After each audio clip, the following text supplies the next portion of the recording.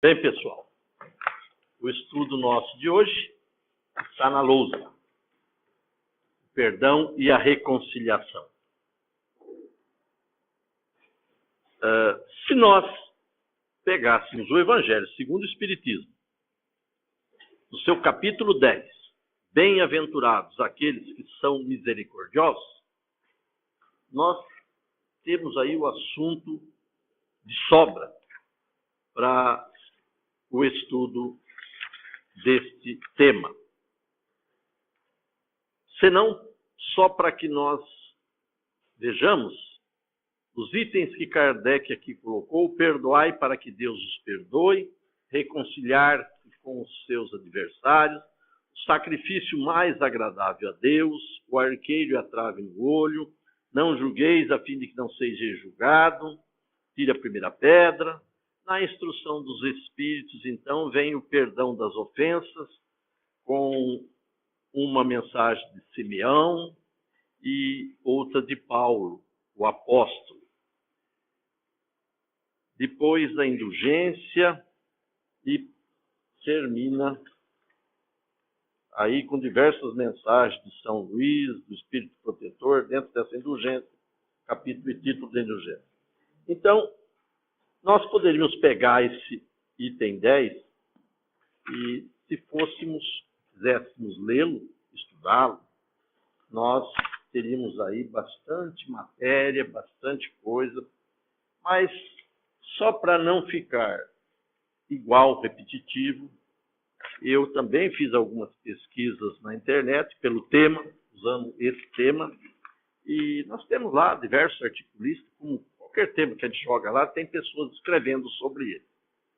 Puxei alguns, copiei alguns, para a gente fazer aí diferentemente, uma abordagem, não minha particular, mas baseando-se no que disseram esses nossos irmãos que escreveram essas páginas. Lógico que a gente vai aproveitar um pouco de cada.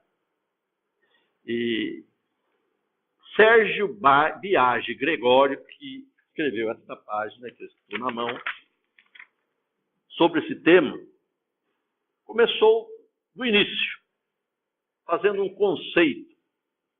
Perdoar, colocou ele aqui, é do latim med, perdonare, significa desculpar, absolver, evitar. É o estado de ânimo em que se encontra alguém agravado por outrem, seu agressor, e sente-se desagravado. O pecado na religião é um agravo a Deus, e o perdão consiste em não considerar-se Deus agravado, ou seja, desagravado. Isso ele tirou, deve ser do dicionário de alguma... Santos, 1965. O conceito de perdão, segundo o Espiritismo, é idêntico ao do Evangelho, que ele é fundamento. Concessão indefinida de oportunidades para que o ofensor se arrependa, o pecador se recomponha, o criminoso se libere do mal e se erga, redimido para a ascensão luminosa. Isso é da FEB, escrito em 1995, definição da FEB. E para a reconciliação, do latim reconciliato, de reconciliare, constituído por re, que é um prefixo interativo, mais conciliare, que é igual. Conciliar, trazer a um acordo, significa restabelecimento de relações ou de acordo entre duas pessoas que se haviam desentendido. Reconciliar. Trazer a um acordo, restabelecer as relações de acordo entre duas pessoas que se haviam desentendido. Pequena enciclopédia de moral e civismo. Está aí a definição de pecado, de perdão e reconciliação. Este nosso articulista diz que na antiguidade clássica grega, pouco se escreveu acerca do perdão. Diz ele, pesquisa que eu fiz. Contudo, nas entrelinhas das filosofias de Sócrates e Platão, considerados os precursores do cristianismo e das ideias espíritas. Nós pegamos o livro dos Espíritos, nós vamos lá, né? Sócrates e Platão, precursores da doutrina espírita, ou precursores do cristianismo também. Encontramos muitas acepções sobre as virtudes, a questão do bem e do mal, a justiça e a injustiça. Ele quis dizer que, embora nós não encontrássemos lá na Antiguidade Clássica grega comentários, ideias sobre perdão especificamente, mas existia comentários, como ele disse, de Sócrates e Platão, que na realidade também abordavam o assunto. Não é preciso jamais retribuir injustiça por injustiça, nem fazer o mal a ninguém, qualquer mal que se nos tenha feito. Não é preciso jamais retribuir injustiça por injustiça, nem fazer o mal a ninguém, qualquer mal que se nos tenha feito. Poucas pessoas, entretanto, admitirão este princípio, e as pessoas que se estão divididas não devem se desprezar umas às outras. Isso lá de Sócrates e Platão. Não está aí, colocou o articulista, o princípio da caridade que nos ensina a não retribuir o mal com o mal e de perdoar os inimigos, conforme nós vemos neste capítulo do Evangelho segundo o Espiritismo, codificado por Allan Kardec. Então, embora, disse o artigo, na antiguidade clássica não se houvesse nada escrito diretamente à questão do perdão, mas existia comentários, alguns escritos correlatos, como essas de não retribuir a injustiça com a injustiça, nem fazer o inimigo a ninguém, não querer pagar o mal que se tenha feito ou recebido. Né? Então, no Velho Testamento, disse ele, o Deus do Antigo Testamento é um Deus do perdão. O pecador é um devedor a quem Deus, com seu perdão, perdoa a dívida. O perdão é tão eficaz que Deus já não vê o pecado, o que é como ser jogado para trás, tirado, extirpado, destruído. A ideia do Antigo Testamento acerca de Deus. O coração de Deus, longe de querer a morte do pecador, deseja a sua conversão, para lhe prodigalizar seu perdão. Deus perdoa o pecador que se acusa, longe de querer perdê-lo, longe de desprezá-lo, reconforta-o, purificando e acumulando de alegria seu coração contrito e humilhado. Essa colocação é de Leão Dufour. Não sei se é assim que pronuncia. Já viu? É seu conhecido, Benedito? Nem meu. Mas está aqui.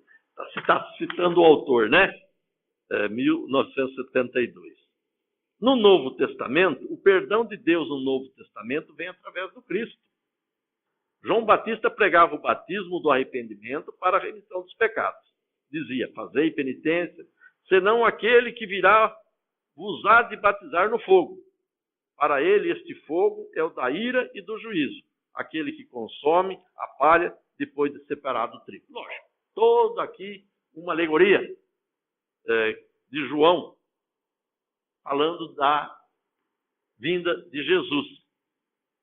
A questão do fogo, da ira, do juízo, aquele que consome a palha depois de separado o trigo, lógico, o trigo, a alegoria palha e trigo é entre aqueles que já, o trigo separado é aqueles que já fizeram opção, já seguem o bom caminho. A palha são aqueles que ainda se encontram atrasados, reticentes, conturbados nos erros e equívocos.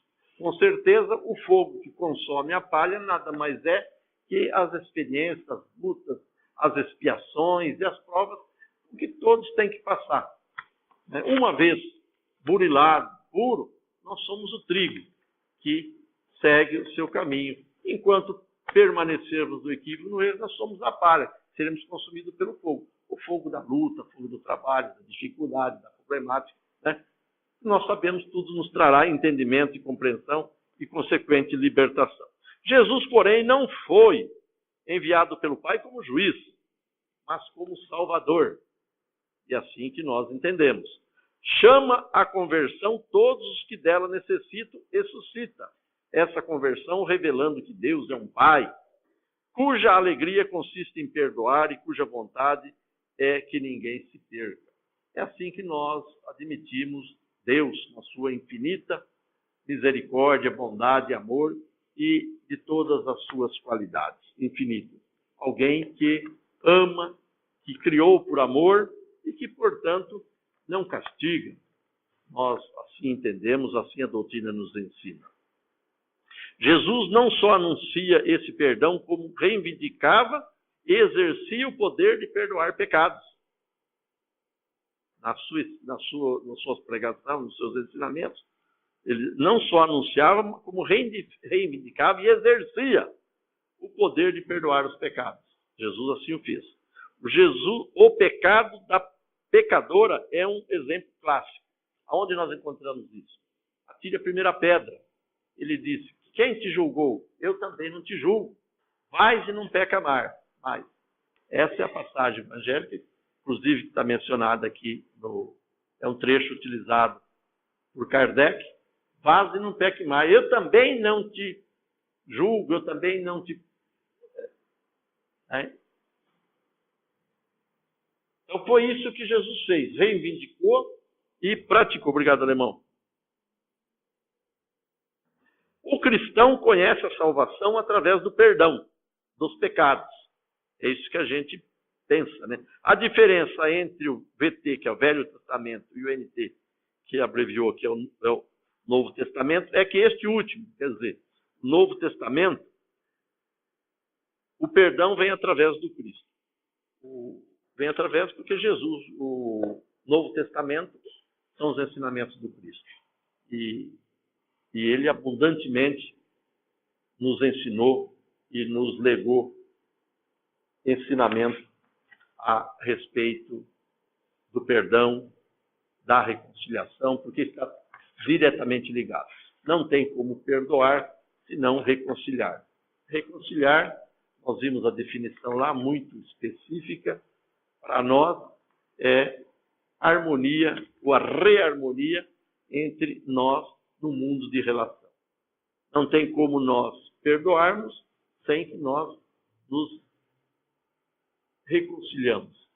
O Cristo fez uma advertência justamente àqueles que faziam as suas oferendas, iam ao altar fazer as suas oferendas, em que ele falava: vá primeiro reconciliar-te com o teu adversário. Então há uma condição. Como o próprio Cristo ensinou, perdoai-nos assim como houvermos perdoados. Quer dizer, diante das nossas necessidades, há que nós nos atermos na questão do perdão e da reconciliação. Nós temos que perdoar porque também precisamos de perdão. E nós precisamos reconciliar, porque só assim nós seremos agradáveis a Deus. Deus não ouve, vamos dizer assim. Deus não percebe a nossa oferenda, não aquelas que faziam o pessoal que sacrificava animais, mas o nosso pedido, a nossa oração, a nossa vibração, a nossa intenção para com os outros tem que estar sempre junto, seguida por esse sentimento de perdão e reconciliação. Porque, caso contrário, nós não estaremos efetivamente observando os ensinamentos, que nada mais são que preceitos regidos por leis. Deus instituiu as leis. São essas leis que, se obedecidas, nos leva por um caminho de ascensão, de progresso, de evolução, de libertação.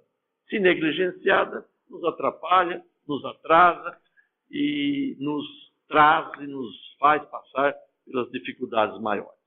Falamos um pouco do passado e ele vem para a atualidade, em que ele fala que Humberto Rode, Pietro Baldi, cita um que eu também nunca vi, Krishnamurti e outros pensadores modernos, dão-nos, cada qual na sua maneira de ver o problema, a dimensão do perdão na atualidade. Essa ideia, né, se era comentada de passagem na antiguidade, hoje mais do que nunca, é bastante comentada a questão do perdão. Eu acredito que a gente vê muito tema e muitas palestras abordando a questão do perdão. Tão essencial ele é para a nossa vida de relação. Pietro Baldi, por exemplo, faz um relacionamento lógico entre o perdão e a lei de Deus, mostrando-nos o valor científico de esquecer os ultrajes do nosso próximo. A questão do perdão, do estudo do perdão vai tão longe que ele sai até do círculo restrito da religião e vai para os outros campos, da psicologia, da ciência até, que mostra o quanto o perdão é importante, isso é que nós vamos dizer, para quem perdoa. O perdão interessa 99% para quem perdoa. Aquele que é perdoado, necessariamente nem precisa saber que está sendo perdoado, não precisa nem tomar ciência de que está sendo perdoado, porque o perdão é importante para quem perdoa. Por isso, porque ele é uma condição, é um sentimento que está conosco. O ofendido, entre aspas, sim ou não, certo ou errado, aquele que se sente. Então, somos nós que precisamos libertar disso para que traga bem físico e espiritual. Por isso que eu disse que o estudo do perdão ultrapassou as fronteiras religiosas. Porque depois nós temos alguma citação aí, que a gente achar no meio do papel depois, e nós vamos ver a importância realmente disso. Em termos práticos, não resta dúvida que Allan Kardec, no capítulo 10, aquele que nós citamos, do Evangelho segundo o Espiritismo, retrata diversas maneiras de conceber o perdão das ofensas, se realmente quisermos ser perdoados por Deus. Porque veja que o Cristo, na única oração que ele ensinou, Pai Nosso, ele colocou essa condição, perdoar, assim como houvermos perdoado. Não há como nós querermos buscarmos o perdão de Deus se nós não praticarmos o perdão. É uma colocação definida, definitiva. Não tem como.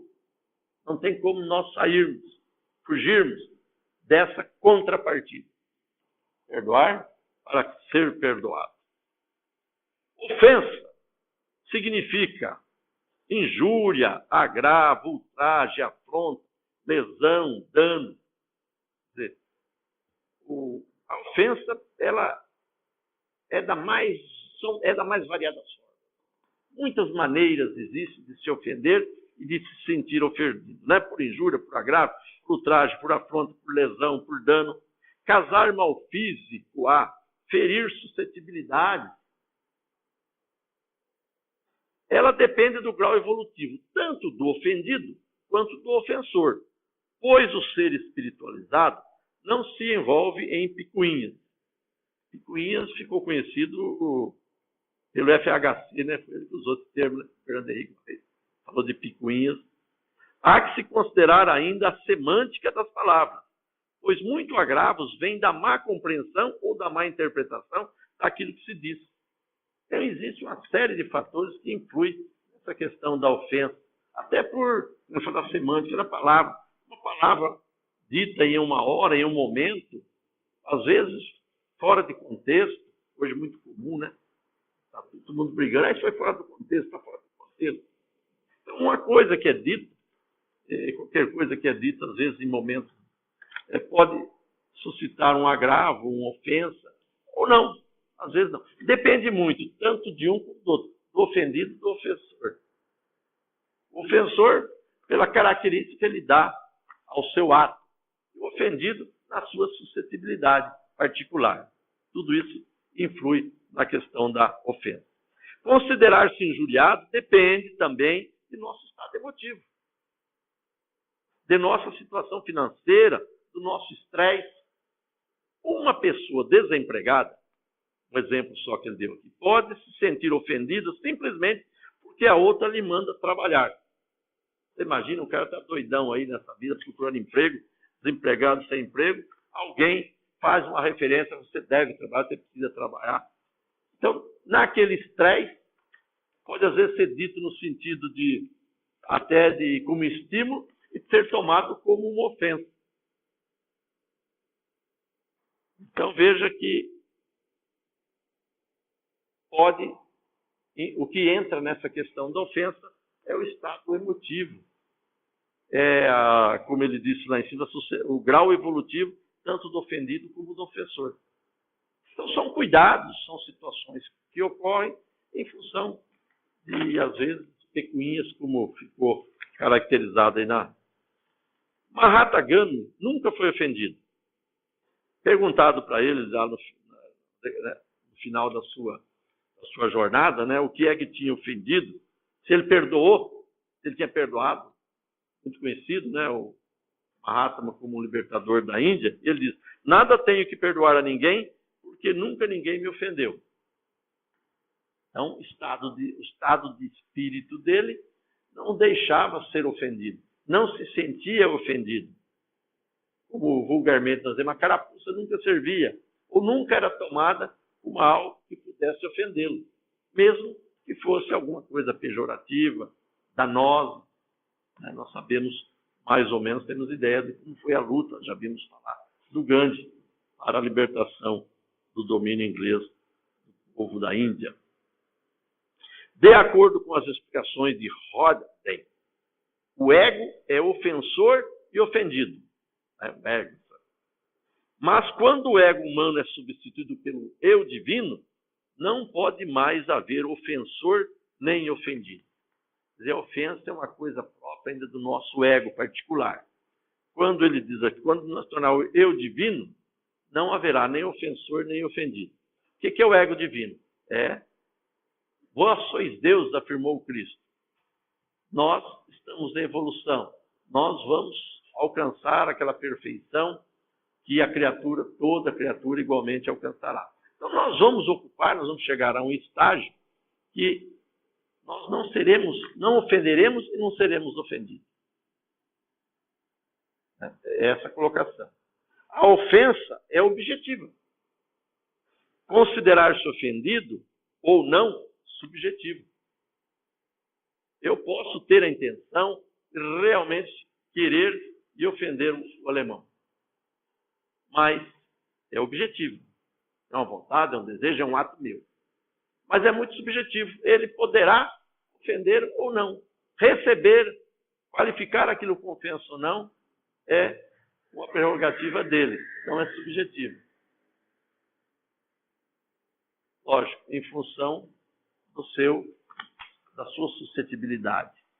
Podemos traduzir por evolução espiritual. Ego divino, como diz nosso irmão aqui. Ou espíritos mais elevados, espírito mais gabaritado e capacitado para entender o outrem. Que nessa questão do perdão, da aceitação, da reconciliação, nada mais é do que nós termos para com os nossos irmãos um olhar, um entender diferente, ainda muito diferente daquele com o qual usualmente ainda nós trabalhamos. A ofensa objetiva, considerar-se ofendido ou não, subjetivo. Gandhi simplesmente não considerou a ofensa como ofensa. Por que ele disse que não precisou perdoar? Porque ele nunca considerou nada como ofensa.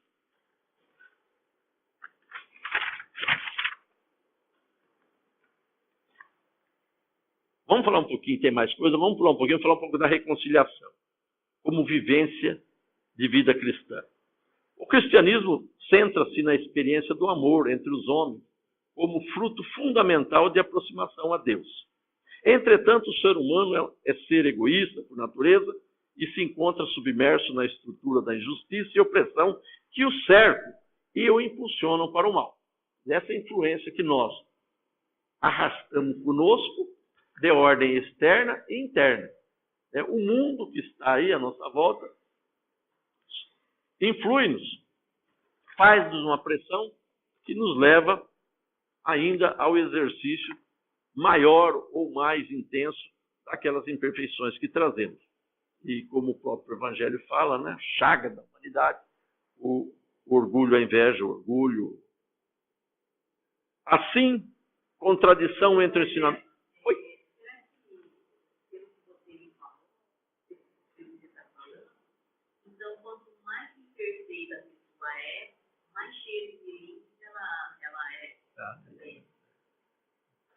É isso. Sem dúvida, nós trazemos uma série de imperfeições e elas não são necessariamente correlatas. Se você tem uma imperfeição, você tem a outra. Mas tudo denota, cada uma das nossas imperfeições denota ainda algo que nós não realizamos, ou virtudes que nós não desenvolvemos. Quando no Evangelho, o homem de bem, Kardec enumera lá, o homem de bem é aquele, o homem de bem é aquele que tal. Enumera, se eu não me engano, umas 19 qualidades né, do homem de bem. Depois ele termina dizendo assim, aqui, não ficam aqui enumeradas todas as qualidades, mas aqueles que aqui chegarem, no caminho estão a que as outras levarão. Então, eu estou dizendo isso para dizer para você que as imperfeições nossas que nós carregamos conosco, elas só serão diluídas, amainadas, até que sejam definitivamente desarraigadas, através do desenvolvimento da virtude. Cada virtude que nós desenvolvemos, ou à medida que nós vamos desenvolvendo, porque não tem como, né? Não somos, as nossas virtudes não se tornam prontas, definitivamente prontas. Nós vamos desenvolvendo. Quando Cristo disse, vós sois deuses, diz que nós temos germe divino, essência, fermenta divino em nós, é a condição de nos tornarmos aquela criatura ao grau de perfeição que todas elas chegarão. Então, à medida que nós vamos desenvolvendo as nossas virtudes, nós vamos expulsando algumas imperfeições. Quando nós damos guarida às influências perniciosas, ou mesmo às nossas próprias imperfeições, a gente atrai e ali se dimensiona de forma mais firme, forte, as nossas imperfeições. Mas, ao contrário, quando nós emanamos, esforçamos no caminho do bem, nós desenvolvemos nossas virtudes, além de afastar as imperfeições, porque cada virtude que nós desenvolvemos, nós, consequentemente, eliminamos ou amainamos uma deficiência. As virtudes e imperfeições, elas são correlatas no sentido de que uma tem a dizer com a outra. Na medida que nós temos deficiência de uma, nós temos a preponderância da outra. Mas na medida em que nós desenvolvemos as virtudes, elas vão combater justamente aquelas que são correlatas no campo da imperfeição. Quando nós deixamos de pensar mais em nós desenvolvemos a humildade, a simplicidade. Quanto mais nós formos nós vamos ser o quê? Egoístas. Quanto mais nós pensarmos exclusivamente em nós estamos dando asa ao nosso egoísmo. Quanto mais nós pensarmos no conjunto, nos irmãos, nos outros, nós estamos abastando, nós estamos aparando o nosso egoísmo, orgulho, e assim vai. Né? Paciência, resignação, tudo são coisas a serem devolvidas. Então ele diz, continuando, há sim contradição entre o ensinamento de Jesus e o seu interior. Jesus ensina uma coisa, mas nós estamos aqui, temos dentro de nós ainda alguma coisa que não bate, né? Não assimila o que Jesus ensina. Nesse sentido, a reconciliação ou perdão mútuo entre os irmãos deve ser uma tarefa constante, tendo em vista a realização do amor. O amor, né, que consta, está lá como o maior mandamento, amar a Deus sobre todas as coisas e ao próximo como a si mesmo. O amor é um mandamento maior. Na medida em que nós buscarmos, neste mundo de relações, a reconciliação, a paz, a harmonia entre nós estamos justamente exercitando esse mandamento maior. Lembremos-nos de que toda a Bíblia é uma história de reconciliação. Os próprios mitos dos primeiros capítulos do Gênesis pretendem mostrar que, ao dar as costas para Deus, Adão e Eva também romperam com a própria harmonia da lei, a qual deve ser retomada novamente. Usou aquela alegoria de Adão e Eva, que desobedeceram a Deus, e até hoje nós estamos sofrendo as consequências, brincadeirinha entre aspas, mas é o que ensinava a igreja, mas tudo tem que voltar à harmonia, voltar as costas para a lei. Nós, comumente, voltamos as costas para a lei de Deus, mas nós vamos ter que voltar a ela, porque nessa nossa caminhada, nessa nossa ascensão, nós teremos que nos ater, mesmo que pouco a pouco, porque aí dizem são muitas reencarnações, que na realidade nós somos morosos, a humanidade é morosa nas suas conquistas espirituais. Parece-nos que é comum, porque ninguém dá saltos de qualidade. Embora possa acontecer e aconteça as chamadas portas de Damasco, que foi aquela conversão do Paulo, famosa conversão do Paulo, de perseguidor a seguidor do Cristo. Então, pode acontecer em nossas vidas essas portas de Damasco, que são essas guinadas, mas elas não representam muito dentro do tanto quanto nós temos, precisamos e vamos ainda assimilar, aprender e vivenciar. Então, sempre que nós nos afastamos, viramos a costa para a lei, nós estamos certos que teremos que nos virar de frente para ela, voltarmos para ela. Então, como tudo, praticar o perdão e a reconciliação será, nós já fazemos, nós vamos sempre implementar mais e mais, buscar implementar mais isso, porque será a nossa verdadeira redenção. Ele diz, em virtude de uma ofensa, lembremos-nos, tem bastante coisa que eu estou deitando, porque tem uma coisinha que eu quero ler. Diz assim, em virtude de uma ofensa, lembremos-nos, a reação é um direito que não pertence ao homem, mas só à lei de Deus. A reação é um direito que não pertence ao homem, mas só à lei de Deus. De toda ofensa que nós recebemos, acharmos que estamos sendo ofendidos, nós devemos catalogar, deixar que a lei de Deus, sobretudo, cumpra-se, porque irá realmente cumprir. Nós, quando trabalhamos em mesas de assistência, em trabalhos mediúnicos de assistência aos espíritos, é muito comum que eles venham, apareçam, irmãos nossos, reclamando por que passaram, das ofensas que receberam de outros, raivosos muitas vezes, sedentos de vingança, achando que foram vítimas inocentes. Daí todo aquele trabalho que é feito nessas circunstâncias, nessas sessões e reuniões, de levá-lo a verificar que ninguém sofre impunemente, que tudo está subordinado à lei de causa e efeito. E uma maneira de levá-lo, aqueles, quando possível for, nem sempre o é, fazê-lo ver, retroceder, voltar no tempo e verificar que a origem do mal que sofreu não foi só aquele no qual e quando foi prejudicado, mas que aquilo remonta em outras vidas, quiçá, aonde, com certeza, ele foi o ofensor.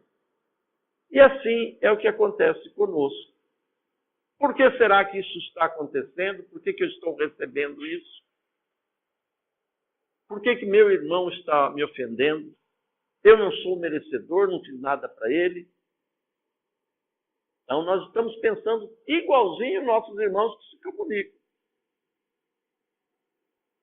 Porque nós esquecemos de pensar, de refletir sobre a lei de Deus, lei de causa e efeito,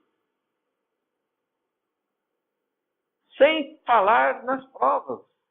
O irmão que nos afronta pode ser aquele que está testando a nossa paciência, está servindo de veículo para que nós sejamos testados, experimentados, para que possamos aprender. Nem necessariamente precisa ser efeito de causas passadas. Pode ser coisa do momento que nós precisamos. Como é que nós vamos nos provar? Como é que nós vamos passar pelas experiências se não vivenciando nesse mundo, entre amigos, entre inimigos, entre companheiros, entre pessoas de boa e de má índole, entre pessoas dissimuladas ou não, pessoas sensatas. É neste mundo que nós precisamos viver, é aqui que nós aprendemos, é aqui que nós passamos. Então, esta compreensão da dimensão da vida, anterior de hoje e de amanhã é que nos leva, pode nos levar, pode nos ajudar, deve a perdoar e reconciliar. Então, a reação é um direito que não pertence ao homem, mas só à lei de Deus. Deus não precisa de nós para o cumprimento das suas leis. Por isso Cristo diz, a necessidade que vem o escândalo, mas ai daquele por quem eu venho. As leis de Deus às vezes se cumprem através de nós, como irmãos menos desavisados, como alguém que se presta a praticar um ato. Deus não precisa de nós. Ele não precisa que fazem mal aos outros para que a sua lei se cumpra. Nós é que nos prestamos voluntariamente a isso. Não precisa. A lei se cumpre de qualquer jeito. Para que a lei de Deus se cumpra, existem mecanismos outros que independem da nossa relação. Mas como nós vivemos num mundo de relação, é aqui que as coisas, na maioria das vezes, se cumprem na relação direta. Se desejamos justiça, estejamos certos.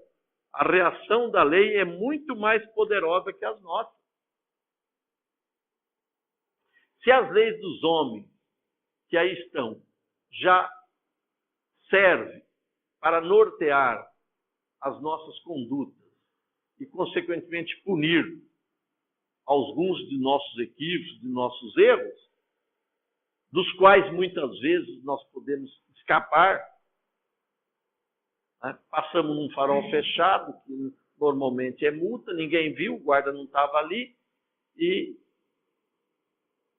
nós seríamos multados, mas não somos. Cometemos uma série de infrações na vida que escapa aos olhos da justiça humana. Nada nos acontece. Mas, diferentemente disso, aos olhos da lei de Deus, nada de equivocado, de erro, contrário a elas que nós passamos, passa impunemente.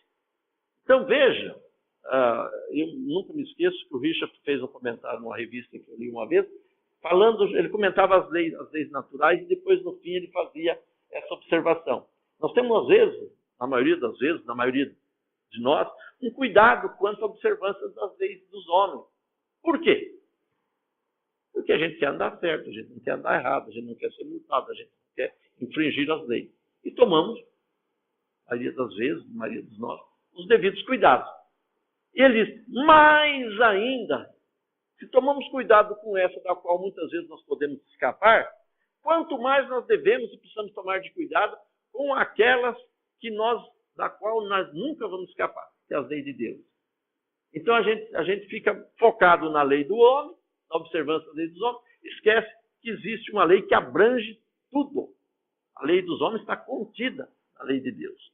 Ou a lei de Deus contém a lei dos homens. Opa, me lembrou um negocinho lá dos tempos de escola, né? Contido e contém, né?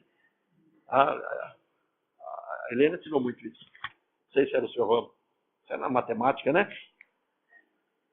Mas então quer dizer, brincadeira à parte, que nós temos que ter muito cuidado na observância da lei de Deus, porque dela não foge. E por que dela nós não fugimos?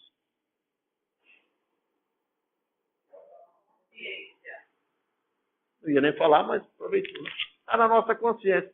Então, é a nossa consciência o nosso juízo. Então, não tem jeito. Hoje, amanhã, noutra encarnação, mais cedo ou mais tarde, ela fala, você fez aquilo, cometeu aquela calúnia com o alemão. Ele não ficou sabendo, mas causou-lhe um prejuízo, uma desonra. Aí, negão, tem que pagar.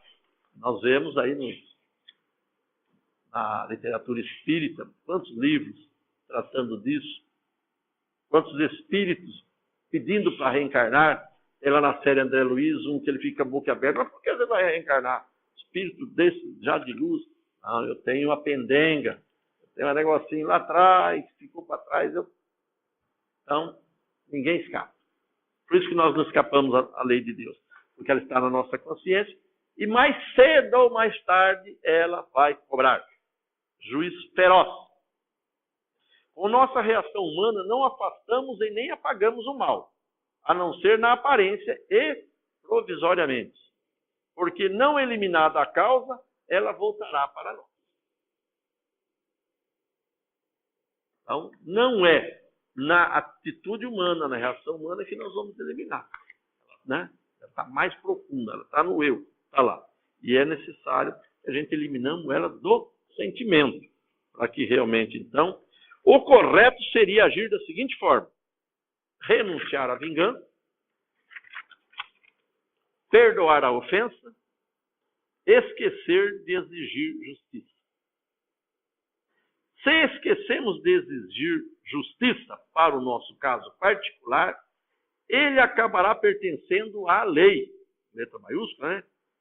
E ficaremos livres de qualquer dívida. O Balde, quem disse é o Balde, 1982. Esquecendo da água que o alemão pegou com tanto carinho, né, alemão? Fluidificado ou não?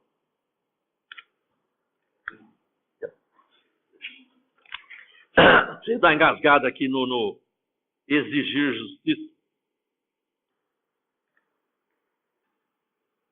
Vamos, tem bastante coisa, mas dá para falar mais um pouquinho. Ele escreveu aqui, perdoar e esquecer, diz, não. Perdoar independe de esquecer. Uma coisa nada tem a ver com a outra. São coisas distintas. Até porque não somos alienados. Temos no cérebro uma memória que registra todos os fatos. Por isso, quem perdoa não tem que necessariamente esquecer do agravo sofrido. O que é preciso, na verdade, é esquecer no sentido de diluir a mágoa, a raiva e o ressentimento que o fato gerou. Caso contrário, o perdão é superficial ou até mesmo ilusório. Achei interessante essa colocação aqui do... Isso é lá do Nosso Lar. Mas não é aquele Nosso Lar lá, né? É um caso do André Luiz. Então, é difícil, entre o perdoar e esquecer, são duas coisas distintas, diferentes. Porque nós registramos o acontecimento e fica difícil a gente esquecer. Né? A não ser que o alemão pegue a gente, né? Não é você, é aquele outro. Ele não lembra de nada, né? Mas nós podemos perdoar mesmo antes de esquecer. Perdoa-se e depois vai se esforçando em esquecer. Você acaba esquecendo o tempo. O tempo é uma coisa maravilhosa. Todas as nossas dores, nossos problemas, a gente vivencia. Dali um tempo a gente não lembra mais, ou parece que não foi, não passou assim, não teve aquela intensidade. A coisa presente é mais forte, mas o tempo... Então, o perdão é uma coisa que você, segundo o entendimento, você já pode exercitá-lo, mesmo que você não consiga ainda esquecer. Embora, para que ele se realize plenamente, você deve, né, consequentemente e concomitantemente, desenvolvendo o sentimento, a ideia de esquecer, deixar para lá. Porque é na valorização da coisa que ela se perpetua. A raiva, a mágoa, o sentimento vivenciado, pensado, ele está presente. Cada vez que nós lembramos de uma ofensa, ela se faz presente. Se nós trabalharmos no campo do perdão pelo esquecimento, está perdoado aquilo que ele me fez, que o alemão me fez, está perdoado, não vou guardar a mágoa, nada, e vou esquecer. E vou trabalhar isso. Se a gente, para lembrar, faz um esforço, para esquecer também, nós podemos e devemos nos esforçar. Então, nesse campo é interessante que eu achei que ele escreveu aqui. Ele diz assim, o apego à ofensa propicia ao ofendido a oportunidade de carregar sozinho a chaga em que ela se constitui. O apego à ofensa propicia ao ofendido a oportunidade de carregar sozinho a chaga que ele se constitui, que ela se constitui. Né? O irmão me ofende, não está nem aí. E eu fico remoendo, fico carregando aquilo. Ele às vezes nem lembra, não quer nem saber do que ele fez, deixou de fazer, o que pode ter causado. E eu aqui, se não perdoar, se eu não esquecer, o que vai acontecer? Ele está na dele, numa boa, nem aí. Pelo menos momentaneamente, né? Depois né, a lei vai pegar ele, né? Vai te pegar, né? Mas por enquanto, quem está sofrendo? O trouxa que está carregando a mágoa. Né? Diz assim, a oportunidade de carregar sozinho. Não está nem aí, eu é que estou. E ele vai. Depois, gente, pena que nós não temos tempo, mas eu peguei aqui, tem uma página que fala assim, 16 motivos para tornar o perdão melhor, de limpar o coração. Interessante. 16. E esse aqui colocou 50 razões para vivenciar o perdão. Olha que interessante. Tem tantas coisas que a gente fica besta de ver. Amigos que escreveram.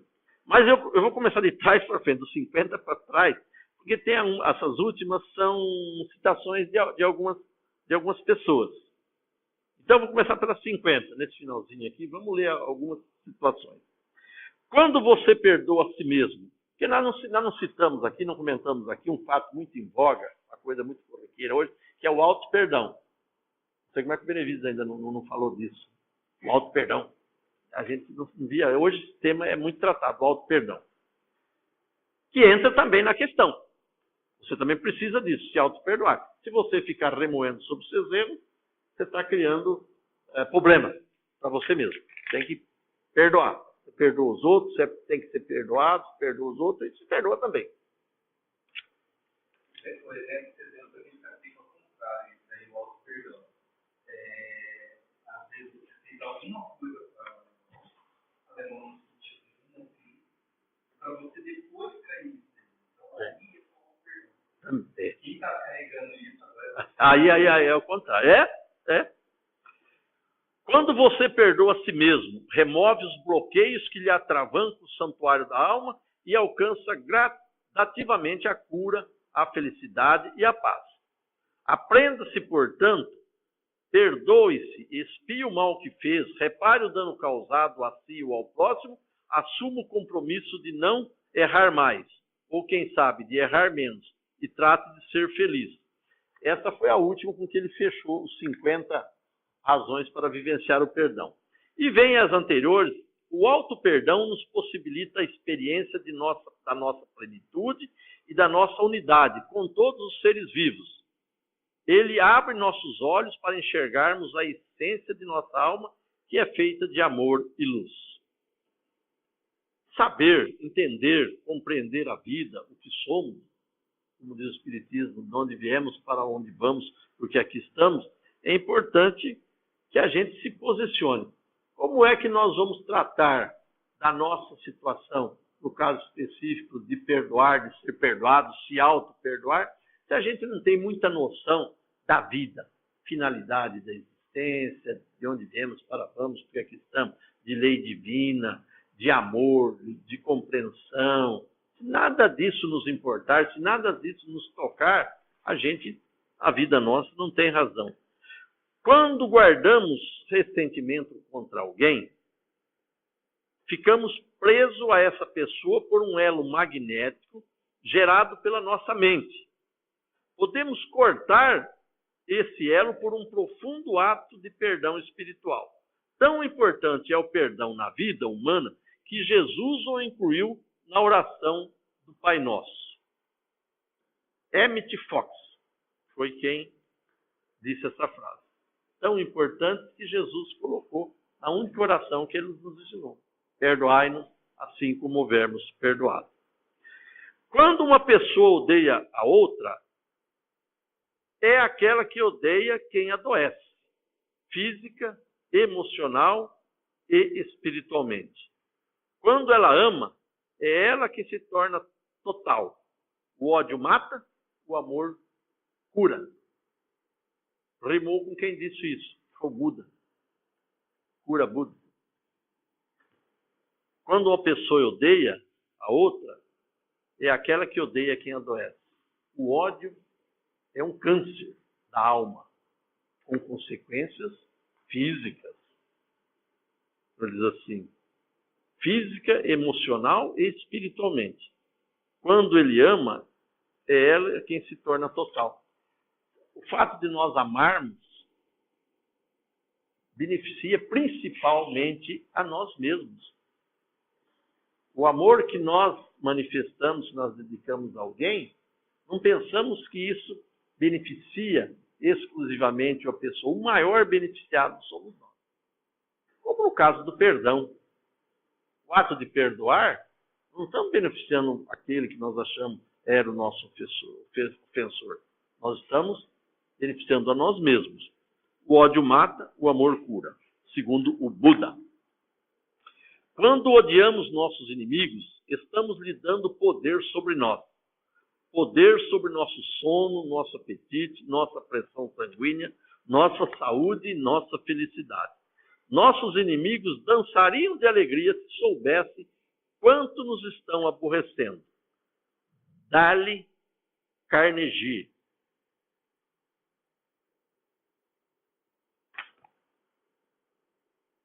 Você já pensou o inimigo, quanto que ele ficaria ou fica contente quando ele sente ou percebe o que ele nos está causando? De ira, de revolta, de males físicos, espirituais, emocionais. É o que ele mais quer. É que nós sintamos desajuste, preocupações, dores, dificuldades, quando nos lembramos deles, quando pensamos no inimigo. Então, veja o prejuízo que nós causamos a nós mesmos, manifestando esses sentimentos, ódio, rancor, vingança. Nós estamos, ao causar um dano ao seu inimigo, você se torna inferior a ele. Ao vingar-se, você se iguala a ele. Ao perdoá-lo, você se torna superior a ele. Benjamin Franklin, homem do para-raio, né? Diz que ao causar um dano ao seu inimigo, você se torna inferior. Ao vingar-se, você se iguala a ele. Ao perdoá-lo, você se torna superior.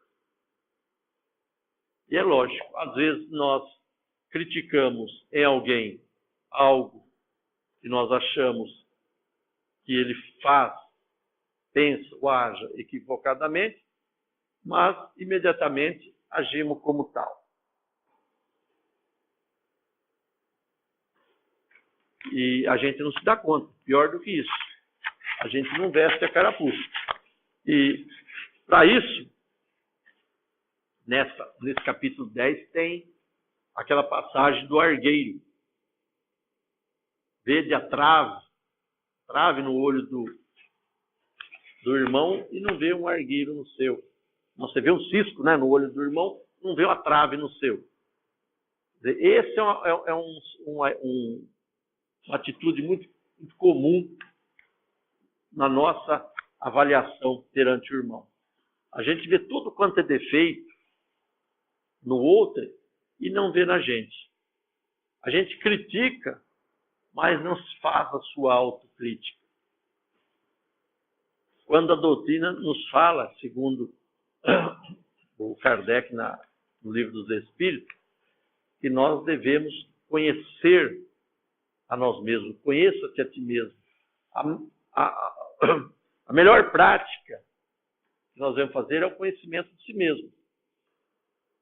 Conhecer mais importante que nós temos, e nós mesmos, são as nossas deficiências. Porque é o que nós precisamos trabalhar. As virtudes, elas são autoaplicáveis. As nossas virtudes, elas vão alavancando a nossa evolução espiritual. Mas tem uma coisa que nós precisamos trabalhar por eliminar, que são as deficiências. Conheça-se a si mesmo. Ele está pedindo que nós avaliemos sobretudo e principalmente os nossos equívocos. Porque aí entra Santo Agostinho, que o Kardec pergunta, bom, mas como fazê-lo? E ele responde, como é que ele fazia? E é até extenso a sua dissertação, é toda uma retrospectiva. Antes de colocar minha cabeça no travesseiro, ele fazia um retrospecto de como tinha sido o seu dia. E, sobretudo, verificando as suas ações. O que ele tinha feito. De errado, de equivocado, ou deixado de fazê-lo. O bem que ele não fez, deixou de fazer, ou o mal que ele fez. Então, esse conhecimento nos leva a ver o que é preciso ser feito, o que precisamos fazer. Qual é a nossa luta? Porque a luta é nossa, a conquista é nossa, a realização é nossa. Daí o mérito que nós temos por tudo de bom que fazemos, por todo o acerto que nós levarmos a cabo. E nós estamos cansados de saber também, respondemos pelos equívocos e pelos erros. Sempre. Não deixaremos jamais de sermos credores dos méritos, mas não deixaremos jamais de responder pelos deméritos. Isso é da lei de Deus. Essa de que o Richard falava, nós precisamos prestar mais atenção, porque dela nós não escapamos, não fugimos jamais.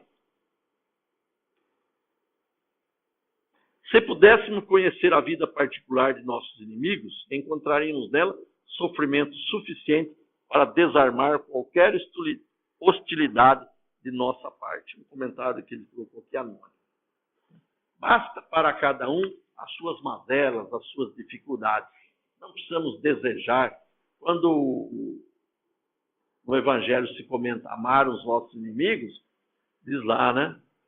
Não tem como o nosso coração bater diante do inimigo da mesma forma que bate diante do amigo, até por uma questão química. Né? Se nós deparamos com um amigo, é uma reação orgânica que nós temos. Se nós encontramos com o inimigo, é outra.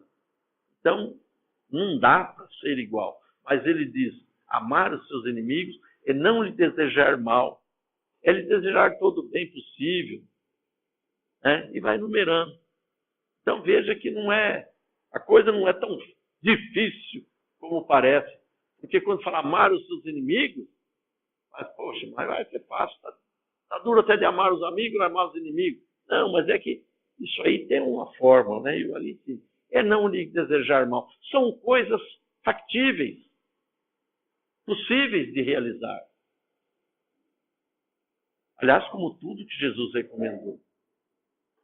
Nada do que está recomendado,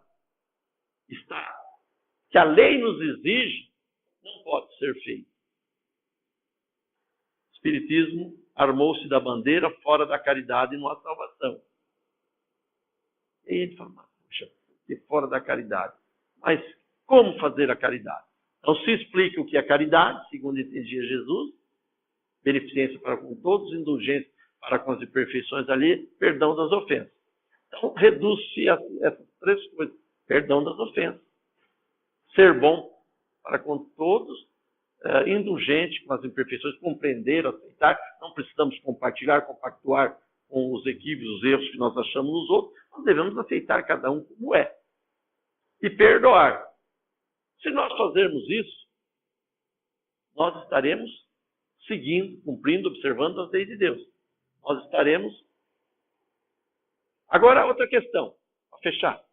Basta não fazer o mal? Não. Temos também que fazer o bem na extensão das nossas forças e das nossas possibilidades.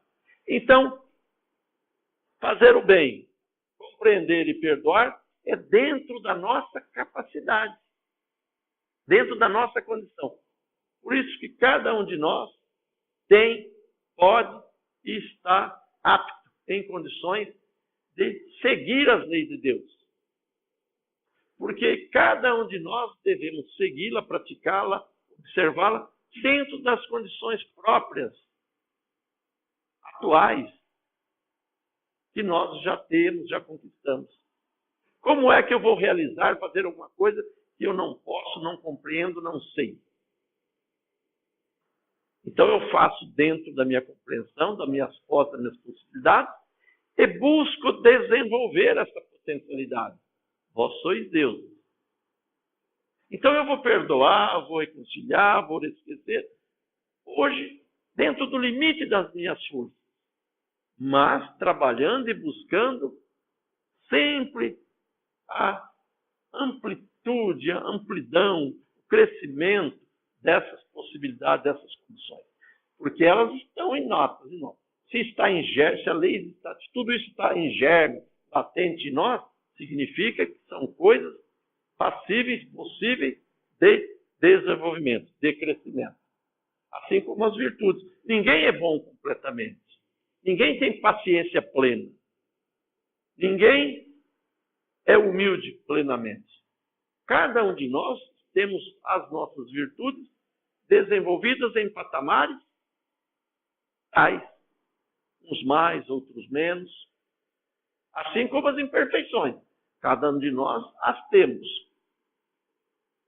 As mais enraigadas, as menos, aquelas que nós já conseguimos superar em grande parte, aquelas nas quais nós ainda estamos claudicando bastante. Então, o exercício do perdão e da reconciliação, que nos é pedido, que nos é devido, é aquele, pelo menos, que nós já podemos fazer. Cada um de nós temos, na nossa consciência, no desenvolvimento da nossa consciência, na percepção e no entendimento consequente das leis de Deus, onde são de implementar, entre todas as coisas que nos é pedido e devido, o perdão e a reconciliação. E trabalhar para que possamos, cada dia, cada vez, podermos fazer mais e melhor.